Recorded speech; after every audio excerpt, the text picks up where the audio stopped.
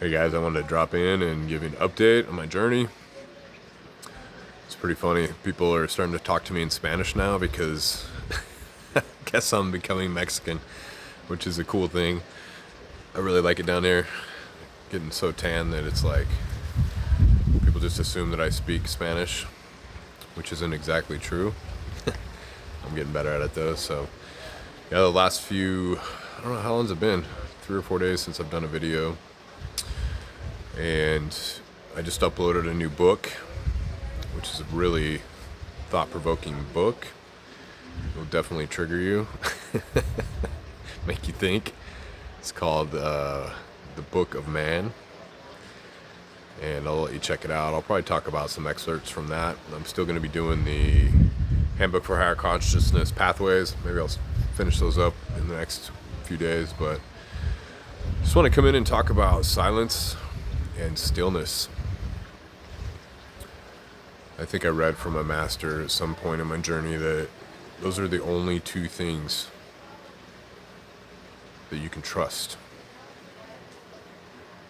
That's pretty deep from a non-dual perspective. I mean, words are pointers, knowledge and words, they're pointers and they help us.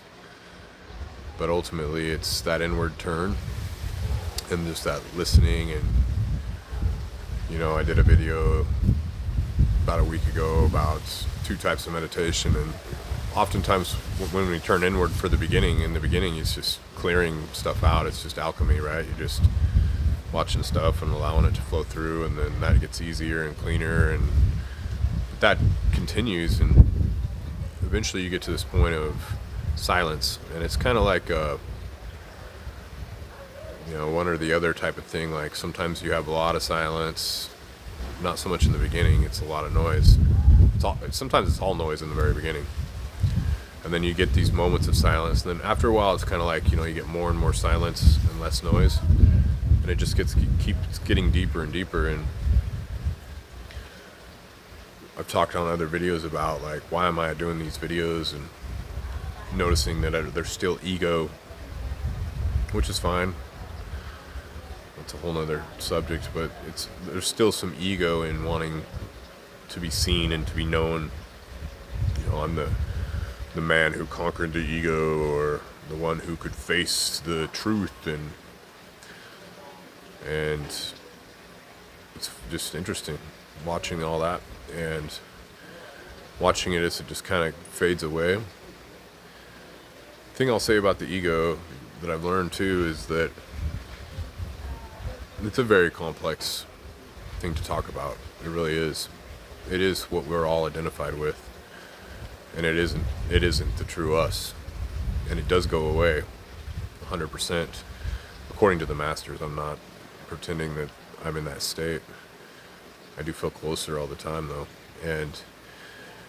But what's interesting is you use the ego to awaken, because it's the ego's desire for truth that leads you, and it's a little bit tricky. It's like walking the edge of a sword, knowing when you're directing that, and when another way to put it is desire is the highest, or truth is the highest desire you can have, but it's still a desire, and eventually all seeking just starts to fade. And I've been having these profound experiences and these profound lessons, but I just don't, it's not that I just don't want to share them. Like it's not that I'm embarrassed to share them. It's not that I want to be selfish and it's just like, there's just no desire to talk about it. It's so weird. And so I just sit, and it's like this void where there's nothing. And there's no desire, there's no fear, there's no want to make a video, there's no, desires and fears still do pop in. And then I guess I'll share a little bit. I've kind of learned that, and I don't know if this is something that I could have been doing from the beginning, but I've kind of learned that I believe we all have this fire within. I mean, you could call it the Kundalini.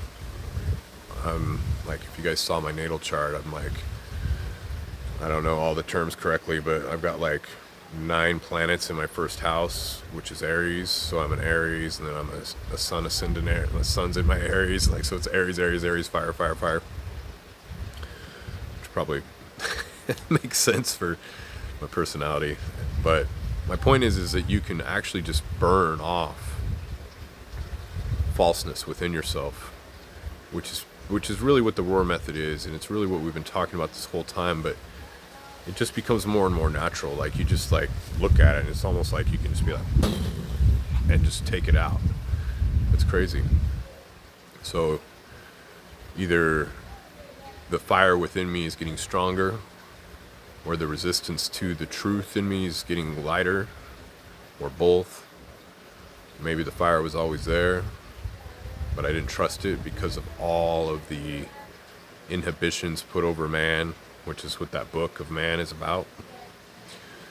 It's so wild.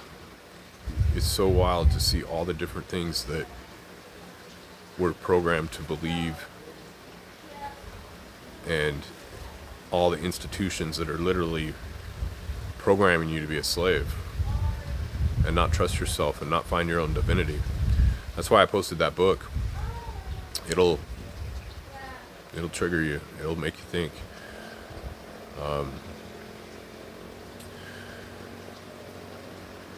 Yeah, they don't want people to be individuals and know their truth, because you are not controllable. You are not controllable at all. Like, the rebellious side of you is the wild side, and I've always had that. Like, I've always just had that, F the system, that just like, I'm not, and that is the part of you that they want to extinguish out of you through fear, guilt, and shame, and we know that, like, conceptually we know about that, but it runs so much deeper. And what that book talks about is the archetypes, and I'm not going to list them all because I don't have them all memorized, but there's just a bunch of archetypes that we're taught in society of how a man is supposed to be, and it applies to women too. The book is about man, but it definitely applies to women, and it's incredibly interesting, and you just see it in everything. There's a lot of stuff around sex, the shame around our natural desire for companionship and for creation, and creation is the same energy as sex energy, and there's so much inhibition around that's caused, pornography and all these rape and all these different things. Like, it's all because of the suppression that people are put in under by the institutions. All the major institutions, you know who they are. So this stuff's just been blowing off of me, and I've just been in this silence and stillness, and I don't really ask questions anymore. I don't keep score. I don't try to think of what's next. Just allowing and realizing that I never really was in control. It's easier to trust when you clear off the traumas, because you can feel the divine energy. You can just feel that it's just divine. Like, you can feel that it has intelligence beyond anything that you would ever have. Like, true intelligence, effortlessness.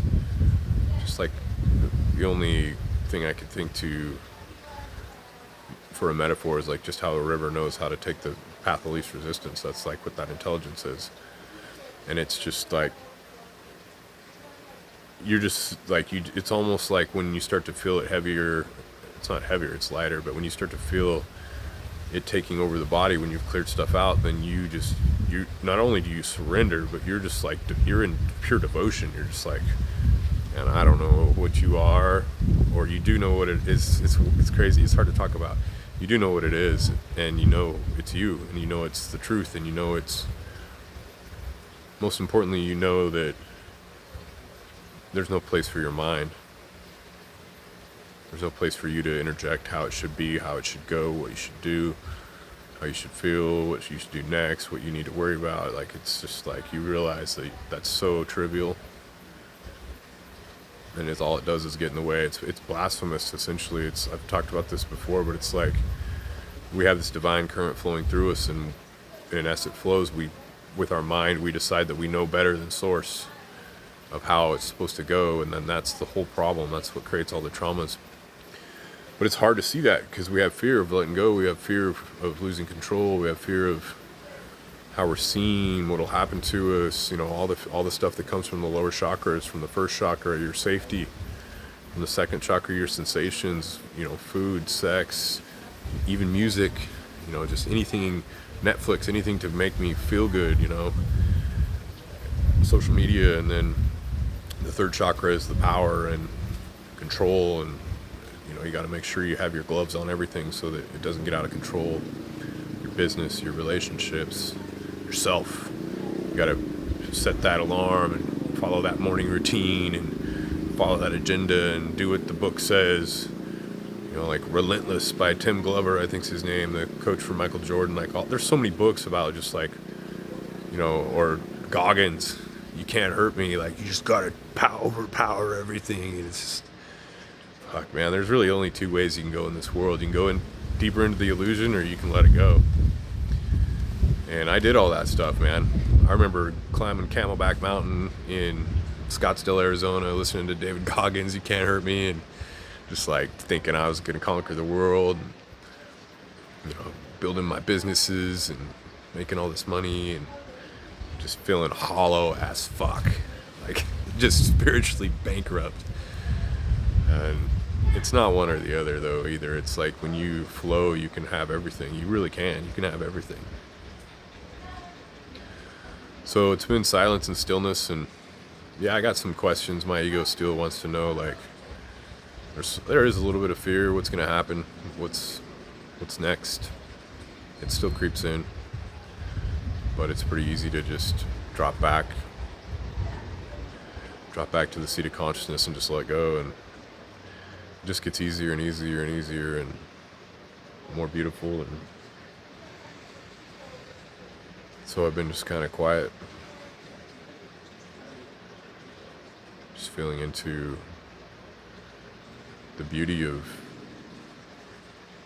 the energy, the beauty of consciousness when it's, I want to say pure, but I also have a knowingness that it's not even close to pure yet. It's just purer than what it used to be, and that in itself is really hard to talk about, because it's just, yeah, you see why I'm not talking, because I can't talk about it. I don't know what to say. All I can say is it's real, man, and it's inward, it's not external. Everything you want is on the inside. It's interesting how hard it is for me and mankind in general to just sit with their emotions and fears and let them come out. That's the way, and I know I avoided it for as long as I possibly could. And we've got people that are leading the world. They need it the most. We've got people that are famous. We got people that are billionaires. We got people that are, church leaders. We got people that are supposedly society looks up to them, and none of these people are able to look at themselves and truly unravel the web of illusion that is the ego mind, and find their way into the truth and know the true meaning of what the ancient texts really meant and what they really said, including the Bible. And it just takes courage, man. It takes courage, because it's not convenient. You find out your whole life was set up around something that was false, which is fine. It's even that you don't care about after a while. You're I don't even care. You just don't care. You don't care about the illusion. And it's not that you don't care. It's it's paradoxical. You care more than ever about the truth, and about the reverence of the truth of who you are and where you're from and what your essence is. It's so vast that you don't care about the illusion of the external, but you can still be in the external. I was talking to someone today that was, I think there's a lot of fear. It's not just this conversation, but there's a lot of fear around, like, what happens if the personality and the ego go away? Like, what actually happens though is in the mind, it's founded fear of, like, well, how will I have fun with my friends? I want to go out and have beers with the boys. I want to go do whatever I like to do, whatever you like to do, right? And what actually happens, and some of this is from experience. I am starting to experience it, but a lot of it's from just studying what the masters have written. I mean, like, it just flows through you. Like, you become, like, when you speak, you don't think. You just open your mouth and source flows through you like a conduit. There's no planning. There's no purpose. There's no goal. There's no schedule. There's no time.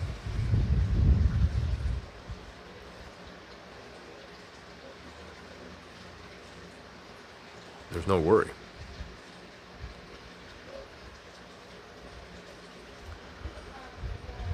So I guess I'm stepping into the void a little bit. It feels still got some fear. I've still got some grip on, not quite ready to let go, a little bit scared, it's crazy. But yeah, the stuff we worry about it's not even real. So that's what I've been up to. Check out that book. It is the transcription is taken from live readings from Osho. So there's a lot of grammatical errors, not a lot, but some. But don't let your ego be like, oh, this is, just actually truly listen to it. If you want truth, man, that'll shatter the archetypes that we believe that we need to be in this world, which completely imprison us. This is what this is all about, guys. This is just about freedom. This is about finding out who you are. This is about knowing thyself, the true self. And I've said it before, but I think it's the only thing worth doing in life. And you can still do this and have a family, have a job, have a wife, have whatever. It just enriches every area of your life. This pathway will make you sought after in the workplace. It'll make your love and your relationships much deeper. It'll make your health and your relationship with yourself much deeper. You develop self-love when you start to truly see who you are. And the reason we don't have self-love is because of all these archetypes that are laid over us like armor from a fake enemy. Like, you think about this, like, they drew borders over the earth, and then now they fight for these borders between countries that are not even real. And then don't get me going on religion. It's ridiculous. It's all just imprisonment. So, yeah, just blankness. Feels really good. All right. That's all I got for tonight. Know thyself and be free.